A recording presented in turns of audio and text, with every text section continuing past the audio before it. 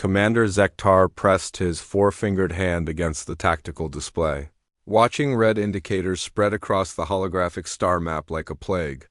The Kythera swarm had taken another 3 systems in the past rotation, their biomechanical ships carving through Galactic Federation defenses like they were made of paper.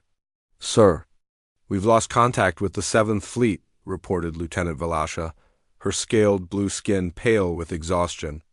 The young Aquarian had been at her post for 36 hours straight, like most of the command staff.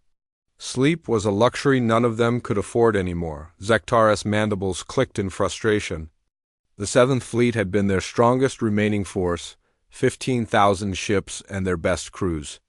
Now they were gone, dissolved into atoms by Kythera plasma cannons, or worse, converted into more enemy bioships through the swarm's horrific assimilation process. "How many ships do we have left?" he asked, though he dreaded the answer. "Across all remaining fleets, approximately 4,000 combat-capable vessels," Velasha replied, her voice barely above a whisper. "The Kythera forces number in the hundreds of thousands." The bridge of the Federation command station fell silent except for the soft hum of life support systems. Around them, officers from a dozen different species stared at their screens with hollow eyes. The war had been going on for 3 years now. Ever since the Kythera swarm had emerged from the galactic rim with technology that made Federation science look primitive, Zektar was a Drachnari, a warrior species that had never known defeat in their 1,000-year military history. His people had fought in every major conflict for the past 5 centuries, always emerging victorious through superior tactics and unbreakable discipline. But the Kythera were different. They didn't follow conventional warfare rules. Their ships could repair themselves, their weapons grew stronger by consuming destroyed Federation vessels, and their hive-mind coordination made them nearly impossible to outmaneuver. "Sir, incoming transmission from the Hegemony Council," announced Communications Officer Thrin, his 6 insectoid arms working frantically over his console. The holographic display shifted to show the assembled leaders of the Galactic Federation. Chancellor Morden of the Centauri Republic looked exhausted, his usually pristine robes wrinkled and stained. Empress Valthis of the Andorian Empire had lost her characteristic regal bearing, her crystalline features dim with despair. Even High Marshal Gorth of the militarist bloc, usually eager for battle, appeared defeated. "Commander Zektar," Chancellor Morden began, his voice heavy with resignation, "the Council has reached a decision. We're prepared to open surrender negotiations with the Kythera swarm." Zektar's claws extended involuntarily, scraping against the metal railing. "Chancellor, with respect, surrender is not an option. The Kythera don't take prisoners. They assimilate. Every being in Federation space will be converted into biomaterial for their war machine." "We're aware of that, Commander," Empress Valthis replied, her crystalline voice ringing like broken glass. "But continued resistance will only delay the inevitable while causing more suffering. Perhaps if we offer unconditional surrender, they might allow some civilian populations to survive as livestock." The very word made Zektar's stomach turn. He had seen Kythera feeding worlds, planets stripped bare of all life to fuel the swarm's expansion. The idea of condemning billions of sentient beings to that fate was unthinkable. "There has to be another way," he insisted. "Our scientists are still working on countermeasures." The Vorthan research teams believe they're close to a breakthrough in adaptive shielding technology. High Marshal Gorth's laugh was bitter and hollow. "The Vorthans have been close to a breakthrough for 6 months, Commander. Meanwhile, we lose 100 ships for every Kythera vessel we destroy. The mathematics are simple. We cannot win." Before Zektar could respond, alarms began blaring throughout the command center. Red warning lights bathed the bridge in bloody illumination as tactical screens lit up with new contacts. "Sir, massive spatial distortion detected at the edge of the system," shouted sensor operator Clicks, his tentacles writhing in agitation. "Something's coming through hyperspace. But the energy signature is unlike anything in our databases." Zektar rushed to the tactical display. watching in amazement as dozens of ships materialized from hyperspace. But these weren't Kithra biovessels. They were angular, brutal-looking craft made of gray metal and sharp edges. Their design was completely foreign, following no known engineering principles from any Federation species. Unknown vessels. This is Federation Command Station Omega-7. Zektar broadcast on all frequencies. Identify yourself immediately. You have entered a quarantine zone. The response came in a language none of the universal translators recognized at first. Then slowly the translation matrix began parsing the alien syntax. Federation Command. This is Admiral Sarah Chun of the Terran Expeditionary Force. We received your distress beacon approximately 6 months ago. Sorry it took us so long to get here, but we had to prepare for war. Zektar exchanged confused glances with his staff. None of them had heard of Terra or humans before, and no distress beacon had been sent 6 months ago. The Federation had been too proud to ask for outside help until very recently. Admiral Chun, we have no record of contact with your species, Zektar replied carefully. How did you receive our distress call? Long story, Commander. Our deep space monitoring stations picked up quantum entanglement echoes from your emergency communications. Took our science teams 3 months just to decode your language and figure out what was happening out here. When we learned about the Kithra swarm, we knew we had to intervene. On the tactical display, the human ships were taking formation unlike anything Zektar had seen before. Instead of the orderly battle lines favored by Federation forces, they spread out in seemingly random patterns, creating a 3-dimensional web of overlapping fields of fire. Admiral, I appreciate your willingness to help, but you don't understand the scope of the threat, Zektar warned. The Kithra have overwhelmed the combined military might of 300 worlds. Your small force, however advanced, cannot possibly make a difference. The human admiral's laugh came through the speakers, and there was something cold and predatory in it that made Zektar's scales prickle. Commander, humans have been fighting impossible wars for our entire history. We specialize in situations where the enemy thinks they've already won. How long before the Kithra arrive at this system? Our scouts report a major swarm fleet approximately 18 hours out, Valasha answered. Estimated strength is 50,000 bioships. Perfect, Admiral Chun replied with disturbing satisfaction. That gives us time to set up proper reception for them. Commander Zektar, I'm transmitting tactical data on human military doctrine. I think you'll find our approach to warfare somewhat different from what you're used to. As the data flowed into the Federation computers, Zektar felt his blood run cold. The human tactical manuals described warfare methods that were brutal beyond anything the Federation had ever conceived. Psychological warfare, scorched earth tactics, deliberate targeting of enemy supply lines and support structures. The humans fought wars not just to defeat their enemies, but to utterly destroy their capacity and will to fight. Admiral, these tactics are... He paused, searching for the right words. Extremely aggressive by Federation standards. Commander. Aggressive is what wins wars, Admiral Chun replied. Pretty formations and honorable duels are fine for ceremonial combat, but when you're fighting for the survival of your entire species, you use every advantage available. The Kithra think they understand warfare because they've crushed every enemy they've faced. They're about to learn that humans don't fight like anyone else in the galaxy. On the display, human ships began moving with purpose that seemed almost organic.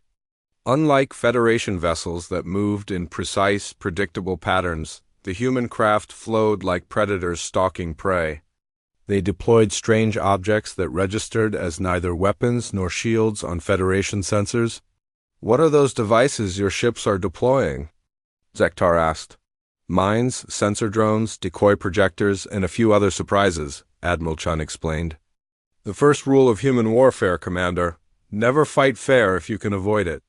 Fair fights are for sporting events, not survival. Lieutenant Valasha looked up from her analysis of the human tactical data, her scales rippling with distress. Sir, some of these strategies involve deliberately sacrificing friendly forces to achieve tactical objectives. That's against every principle of Federation military doctrine. Sometimes victory requires sacrifice. Admiral Chun's voice came through the speakers, having overheard the conversation. But we don't sacrifice lives carelessly. Every tactical decision is calculated to minimize overall casualties while maximizing strategic gain. The Kithra have probably never faced an enemy willing to take calculated losses for long-term victory. Zektar studied the human battle plans more carefully. Beneath the ruthless pragmatism, he could see the brilliant strategic mind at work.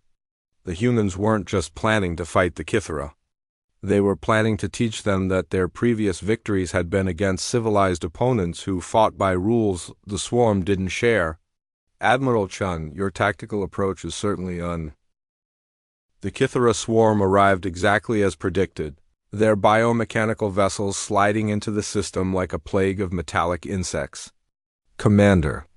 Zektar watched the tactical display in fascination and horror as 50,000 enemy ships arranged themselves into their characteristic attack formation, a perfect sphere that would compress inward, crushing all resistance through sheer overwhelming force. It had worked on every previous battlefield. No Federation fleet had ever survived contact with a full swarm assault formation. The mathematical certainty of defeat was written in energy output calculations and weapons range analyses that favored the Kithra by margins so vast they might as well have been infinite, but the humans weren't responding as expected. Admiral Chun, the Kithra are beginning their compression attack, Zektar reported over the communications channel. Standard tactical doctrine requires immediate withdrawal to defensive positions around the space station. Negative, Commander, Admiral Chun replied calmly. Human ships are advancing to intercept.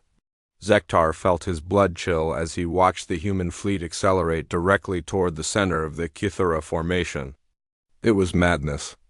Even the most desperate Federation commanders had never attempted such an obviously suicidal maneuver. Admiral, you're flying directly into their kill zone, he protested. Their bioplasma weapons will tear your ships apart before you can engage. Commander, watch and learn. The first Kithra bioships opened fire as the human vessels entered weapons range. Streams of corrosive plasma that could dissolve molecular bonds and turn starship hull into cosmic dust. The Federation officers on the bridge held their breath, waiting to see the human ships dissolve under the assault. Instead, something impossible happened. The human vessels didn't try to avoid the plasma streams. They flew straight through them, their hulls rippling with some kind of energy field that deflected the Kithra weapons like water off a bird's wing. But more disturbing than their survival was their response. Human weapons didn't fire plasma, or particle beams like civilized warfare demanded. They fired chunks of solid metal accelerated to significant fractions of light speed. Kinetic projectiles that punched through Kithra bioarmor like it was tissue paper, creating massive internal explosions that tore the alien ships apart from within. How are they doing that? Lieutenant Velasha whispered, watching Kithra vessels dying in ways that violated everything they knew about bioship regeneration capabilities. Their weapons are designed specifically to prevent regeneration, Admiral Chun explained over the communication channel, apparently monitoring Federation frequencies. Tungsten penetrators with delayed explosion cores. They'd punch through the bioarmor, embed deep in the ship's living tissue, then detonate to cause maximum internal damage. The bioship can't regenerate around foreign metal fragments. The tactical display showed human ships diving through the Kithra formation like sharks through a school of fish. Every pass resulted in multiple enemy casualties, while the humans seemed to take minimal damage. Their movement patterns were chaotic, unpredictable, nothing like the orderly battle lines Federation doctrine demanded. Sir, the Kithra are trying to reform their compression pattern, reported sensor operator Clicks. But the humans aren't giving them time to organize. Zektar nodded, beginning to understand the human strategy. Instead of meeting the swarm's organized assault with organized defense, they had disrupted the enemy's ability to fight as a coordinated unit. The Kithra bioships operated through hive mind communication. but the human attack had scattered them across too wide an area for effective coordination. Admiral Chun, your tactics are proving effective, he acknowledged. But the Kithara still have overwhelming numerical superiority. How do you plan to deal with the remaining 47,000 ships? The answer came not in words but in action. Throughout the system, the mysterious devices the humans had deployed earlier began activating. What Federation sensors had identified as simple mines revealed themselves to be far more sophisticated. Space itself seemed to twist around several Kithara formations as gravity bombs detonated, creating localized gravitational distortions that crushed bioships like insects. Sensor drones released clouds of metallic particles that interfered with Kithara bioneural communication networks, leaving entire squadrons blind and deaf to their swarm mates. Deca projectors created false human ships that drew Kithara fire away from real targets, but the most devastating weapons weren't technological. They were psychological. Commander, we're receiving Kithara communication intercepts, reported Communications Officer Thrin, his mandibles clicking in amazement. The humans have been broadcasting on their bioneural frequencies. What are they transmitting? Zektar asked. Fear, Admiral Chun answered before Thrin could respond. We're transmitting the emotional resonance patterns of terror, uncertainty, and doubt directly into their hive mind network. The Kithara have never faced an enemy that fought back on the psychological level. They're used to being the ones who inspire fear.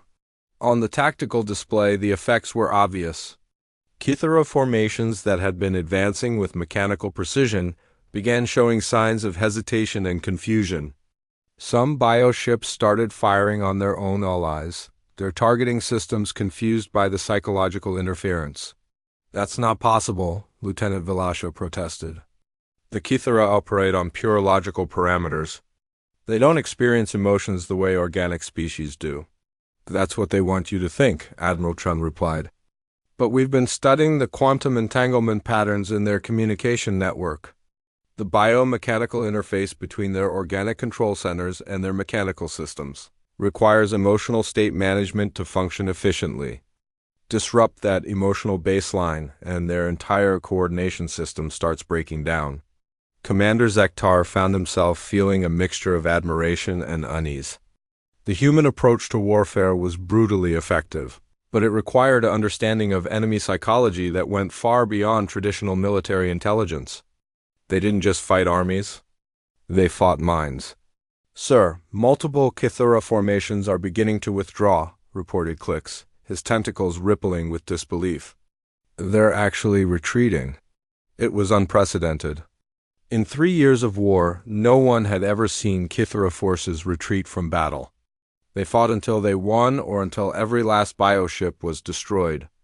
But now, entire squadrons were pulling back from the human attack. Their hive mind apparently unable to process the psychological assault. Admiral Chun? Congratulations on achieving what every Federation fleet has failed to accomplish, Zektar said. But I'm concerned about your casualty rates. How many ships have you lost? 17 vessels with minor damage, 3 ships requiring significant repairs, Admiral Chun responded. Total crew casualties, 0. Silence fell across the Federation command bridge. 0 casualties while destroying thousands of enemy ships was a military achievement that bordered on the impossible. How? Was all Zektar could manage to ask. Preparation, Commander. We've been planning this engagement for 6 months. Every human ship carries detailed psychological profiles of Kithara bioneural patterns, technical specifications of their weapons and armor systems, and tactical response protocols for every known swarm battle formation. We didn't come here to fight bravely and die gloriously. We came here to win. The tactical display showed the Kithara swarm in full retreat, their remaining ships fleeing toward the edge of the system in complete disarray. For the first time in the war, an alien assault had been not just repelled, but utterly routed. This victory will change everything, Velasha said quietly. When word reaches the other Federation worlds, it will prove that the Kithara can be defeated. One battle doesn't win a war, Admiral Chun cautioned. The swarm will adapt their tactics based on what happened here. They'll develop countermeasures for our psychological weapons and adjust their formation patterns to prevent future disruption attacks. Then what do we do next? Zektar asked. We do what humans have always done when facing adaptive enemies, Commander. We adapt faster than they do. The Kithara think they're fighting the same Federation forces that they've been defeating for 3 years. They have no idea that they're now at war with a species that has been perfecting the art of survival warfare for millions of years. Admiral Chun paused, and when she continued, there was steel in her voice that made every being on the bridge pay attention. The Kithara swarm is about to learn something that every human military academy teaches in its first lesson. The enemy gets a vote in how the war goes, but they don't get to vote on whether humans will keep fighting. We don't surrender, Commander. We don't negotiate with extinction. We fight until we win or until there's nothing left to fight for. As if responding to her words, human ships began spreading throughout the system, not in defensive positions but in aggressive patrol patterns. They weren't celebrating their victory. They were preparing for the next battle. Admiral, what are your intentions now? Zektar inquired. Phase 2 of our operational plan, Commander. We've proven that the Kithara can be beaten in direct combat. Now we're going to teach them that humans don't fight defensive wars. We're going to take this war to their home territories and show them what it feels like to be hunted. The Imp. 3 weeks after the first human victory, Commander Zektar stood in the war room aboard the human flagship Indomitable, studying strategic displays that showed the galaxy in ways he had never imagined. Where Federation tactical maps focused on individual system defenses and fleet movements, human strategic planning operated on scales that encompassed entire spiral arms and enemy supply chains spanning hundreds of light years. The key to understanding the Kithara swarm, Admiral Chun explained, pointing to clusters of red indicators that marked enemy territory, is recognizing that they're not really a military force. They're a biological machine designed for resource conversion. Everything they do follows predictable patterns based on energy efficiency and resource acquisition. Around the holographic display, officers from both human and Federation forces work together in ways that would have been unthinkable a month ago. Lieutenant Velasha now served as liaison coordinator between Federation intelligence networks and human strategic planning systems. Her scaled blue skin had gained a healthy glow since the humans had provided her species with combat stimulants that eliminated the need for sleep during extended operations. Sir, our deep reconnaissance probes have confirmed the location of the primary Kithara processing worlds, reported Captain Rodriguez. Admiral Chun's tactical operations officer. 17 systems in the Outer Veil region, each containing massive biomechanical foundries for converting raw materials into swarm ships. Zektar studied the probe data with growing amazement. In 3 weeks, human intelligence gathering had penetrated deeper into Kithara, territory than Federation forces had managed in 3 years of warfare. More importantly, they had identified the enemy's true weakness. These processing worlds are the swarm's central nervous system, Admiral Chun continued. Destroy them, and we don't just stop their expansion. We cut off their ability to maintain their existing fleet. Biomechanical ships require constant biological maintenance that can only be performed at specialized facilities. Admiral, the defensive forces around those worlds are massive, Zektar observed, noting the tactical assessments that accompanied each target.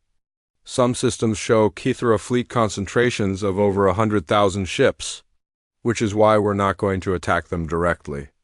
Admiral Chun replied with the predatory smile that had become familiar to Federation officers. Humans learned a long time ago that the strongest fortress becomes useless if you can convince the defenders to abandon it voluntarily.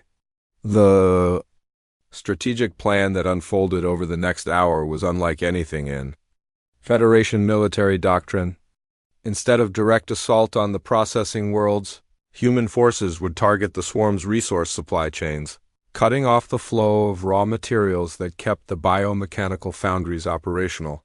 Simultaneously, Psychological warfare broadcasts would convince Kithara hive minds that their processing worlds were about to be attacked, forcing them to relocate defensive fleets away from their actual targets. The beauty of fighting a hive mind enemy, explained Dr. Martinez, the human xenopsychology specialist, is that their decision-making process follows logical trees that can be predicted and manipulated. Unlike individual consciousness species, they can't make intuitive leaps or irrational choices that might surprise us. Lieutenant Velasha looked up from her analysis station, her translator implant working to convert human tactical concepts into Federation comprehensible terms. Dr. Martinez, are you saying that humans actually think more unpredictably than a hive mind intelligence? Individual human consciousness is essentially a controlled chaos system, Dr. Martinez replied. We can make logical decisions when necessary, but we're also capable of creative intuition, emotional responses, and irrational choices that confuse enemies who expect purely logical behavior. The Kithira have been defeating Federation forces because most Federation species follow relatively predictable decision-making patterns. Zektar felt his mandibles click in what humans had learned to recognize as thoughtful consideration. That explains why our standard tactics proved ineffective. The Kithara could predict our responses because we followed logical military doctrine. Exactly, Commander. Humans win wars by being unpredictably logical and logically unpredictable, often within the same engagement. We make plans based on sound strategic thinking, then execute them with creative improvisation that confuses enemies who expect consistent behavior patterns. The first phase of the human counter-offensive began 48 hours later.